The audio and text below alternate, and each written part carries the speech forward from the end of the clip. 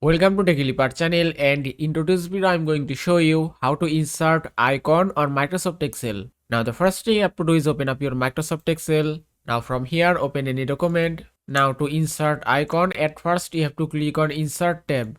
After that on the illustrations option you can see icon option, then just click here. Now to get this icon you need internet connection, so make sure that your Wi-Fi is turned on, and that's it. Now here you can find unlimited icon, and here you can see so many categories: business, facts, food, and music, communication, body parts, bugs, and anything as you want. Here you can see nature, and that way you can find unlimited icons on Microsoft Excel. Now if you want to insert this food icon, just click here and then click on insert, and that's it. And that way you can insert icon on Microsoft Excel.